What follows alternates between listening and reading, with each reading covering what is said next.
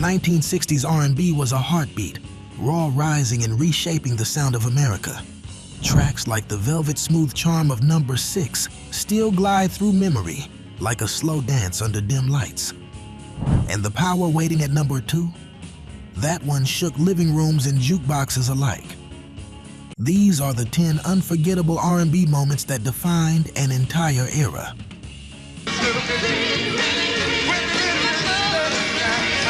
Number 10, Sitting on the Dock of the Bay, Otis Redding. Sitting in the morning sun. Released in 1968 on Volt Records, this posthumous masterpiece marked a turning point, not just for Otis Redding, but for soul music itself.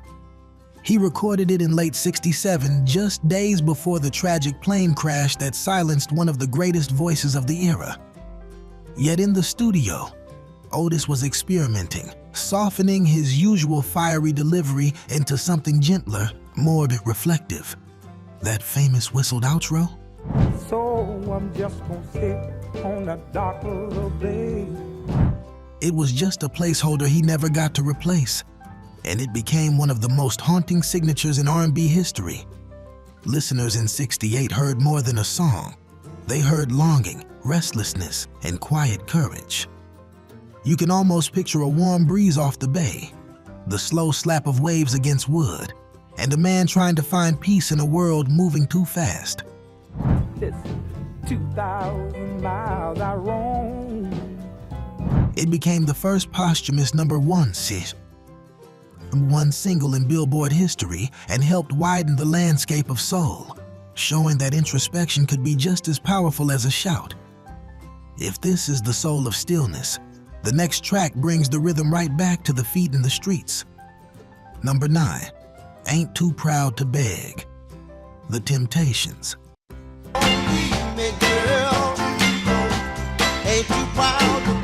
When this Motown firecracker hit the airwaves in 1966, the Temptations were already climbing into iconic territory.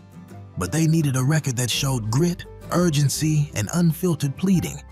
Norman Whitfield stepped in, pushing the group toward a harder, driving sound that would later define his reign as one of Motown's most important producers.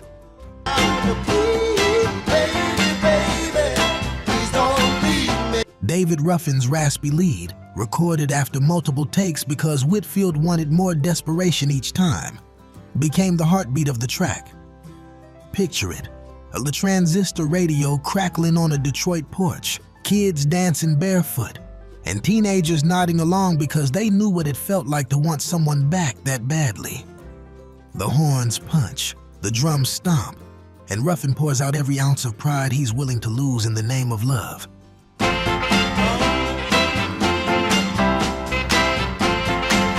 The song shot into the top 20 on the pop charts and top 10 on the R&B charts, solidifying the Temptations as the kings of soulful persistence. And that groove? It laid the blueprint for a whole era of Motown's more energetic, emotionally raw hits. If this track was the sound of love's fight, the next one is the sound of a revolution rolling through America. Number 8, People Get Ready. The Impressions. Released in 1965, this Curtis Mayfield-penned hymn arrived at the height of the civil rights movement, offering hope wrapped in velvet harmonies. Mayfield composed it after being deeply moved by Dr. Martin Luther King Jr.'s speeches, and it shows. This wasn't just a song, it was a quiet march, a prayer, a reminder that faith and courage could move an entire generation.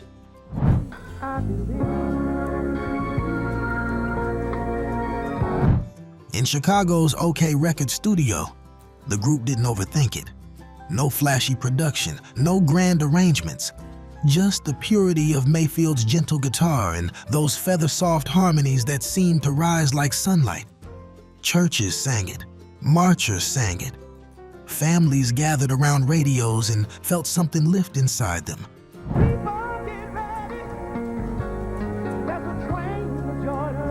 Its influence spread far beyond soul. rock artists, gospel choirs, and pop singers have all covered it. And today, when the opening chords hum, you can almost feel the warmth of a Sunday morning breeze and the conviction of a people rising. If this was the movement's gentle spirit, wait until you feel the electricity pulsing through the next track. Number 7. What's Going On? Marvin Gaye. Oh, what's going on?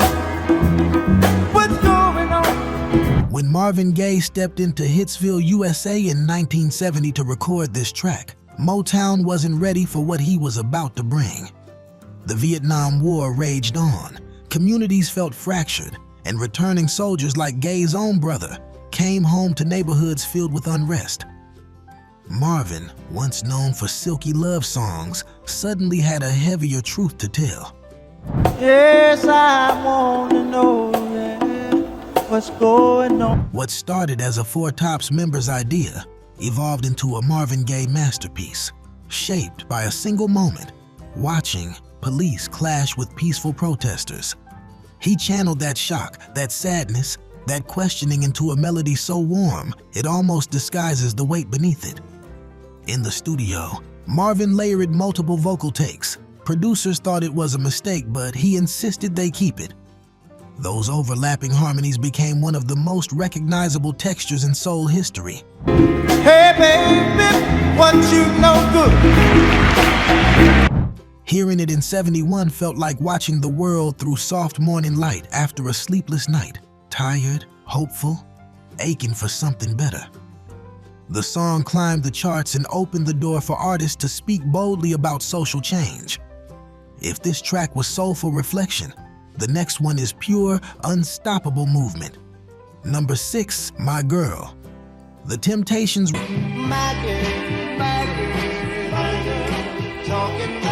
Released in 1964, this Motown jewel was the moment the Temptations shifted from promising young stars to household names. Smokey Robinson wrote it with David Ruffin's voice in mind. He heard something in Ruffin's tone, a warm strength that could melt even the coldest winter. And when Ruffin stepped to the mic, everything clicked. Recorded at Motown's legendary Studio A, the groove came together with that unmistakable James Jamerson bass line weaving beneath the track. I guess you say what? The Miracles' own guitarists gave it that shimmering brightness, like sunlight skipping across a sidewalk after rain. When those opening notes hit, you can almost see teenagers slow dancing in gymnasiums decorated with crepe paper and Christmas lights, hearts pounding as they held someone special just a little closer. My Girl shot to number 1 on the pop charts, becoming one of Motown's most enduring universal songs, a track that still makes every generation smile. I don't need no money. And if this sweetness is lifting your spirit, the next 5 songs will take you even deeper into the heart of 60s R&B. If these classics are bringing back sweet memories, go ahead and give this video a like. It helps keep the soul alive. And don't go anywhere. The top 5 tracks of the decade are still ahead, and they're only getting stronger. Number 5, Stand By Me, Ben E. King. Stand by me, so darling, darling. When Ben E. King stepped into the Atlantic Records studio in 1960, he carried with him a melody inspired by an old gospel hymn, Lord, Stand By Me. What happened next would echo through weddings, movies, marches, and late-night radio shows for generations. King had written the song for the Drifters, but they passed on it, a blessing in disguise. And the moon is the only light we'll see. Producer Jerry Lieber heard King's demo and insisted he recorded himself. The session musicians, including the legendary bassist Lloyd Trotman, created that heartbeat-like pulse under the track. And those sweeping strings? They weren't typical for R&B at the time, giving the song a cinematic feel that felt bigger than any one moment. When King sang, I Won't Be Afraid, You could almost feel the reassurance wash over a world that was changing faster than anyone could predict.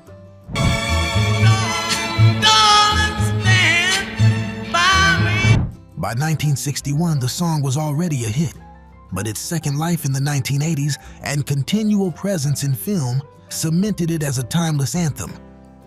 If this is the sound of steadfast love, the next one is pure, floor-shaking soul power. Number 4, In the Midnight Hour. Wilson Pickett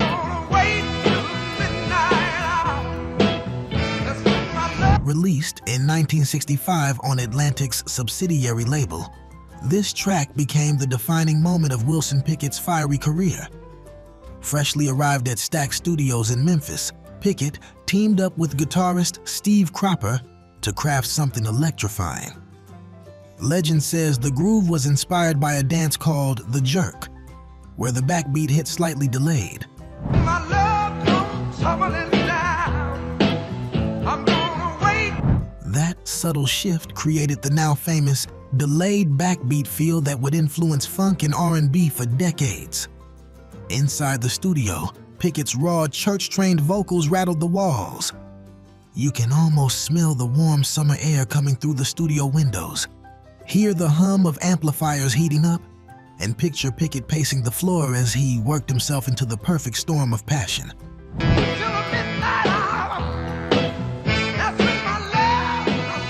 When the track hit, jukeboxes across America practically vibrated. Dancers felt like the night was opening just for them. It climbed the R&B charts and became one of the most important soul records of the decade. If this is midnight electricity, get ready. The next track lights up the morning with pure, jubilant Motown magic. Number 3, I Heard It Through the Grapevine. Marvin Gaye.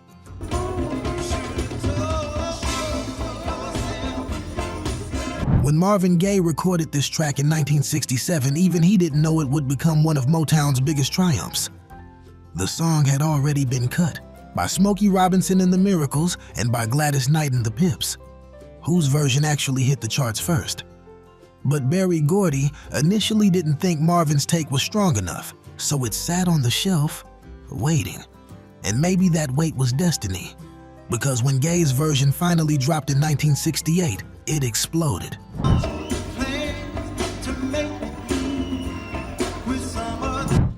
The production by Norman Whitfield and Paul Reiser wrapped Marvin's voice in a tense, shadowy groove, bass creeping forward like whispered gossip, tambourines shaking like nervous hands, and background vocals swirling like the rumors no one wants to hear out loud. Listeners felt every ounce of suspicion, heartbreak, and disbelief. Turntables across America spun that 7-minute album version into late-night confessionals.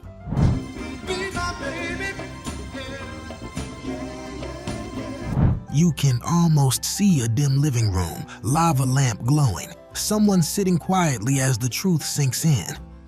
It became Motown's biggest hit of the decade and one of the most recognizable intros in music history. If this was the sound of suspicion, the next track is nothing but joyful unity. Motown at its sunniest. Number 2, Dancing in the Street.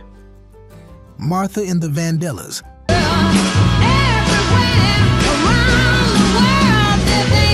Released in 1964, this anthem was originally meant to be a romantic ballad until Martha Reeves stepped up to the mic and unleashed pure celebration. Co-written by Marvin Gaye, Mickey Stevenson, and Ivy Jo Hunter, the song captured the energy of a country on the brink of change. What started as a simple call for fun and togetherness soon echoed far beyond parties and block gatherings.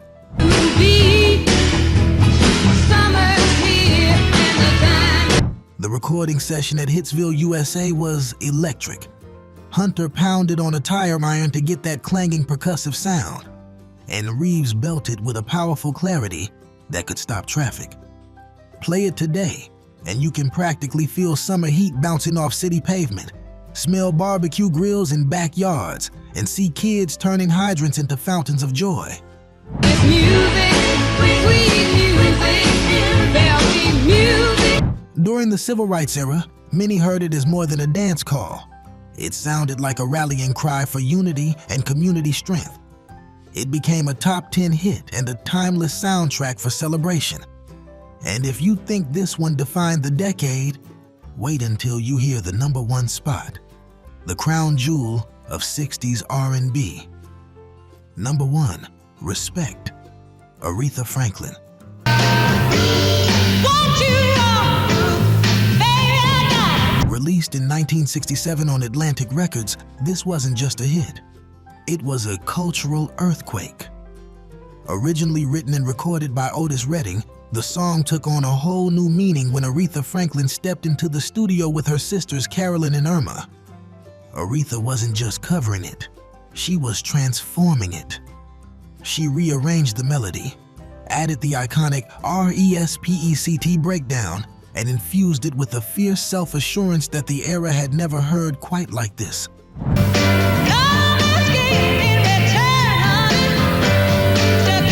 The Muscle Shoals rhythm section laid down a groove that felt like a confident stride, steady, bold, unstoppable. Aretha's voice soared over it with gospel-born power, threading together pride, demand, and liberation. Hearing it in '67 felt like watching a new dawn rise. Radios across America lit up like beacons, and suddenly the song belonged not just to the charts, but to movements, for women, for civil rights, for anyone who needed their voice heard.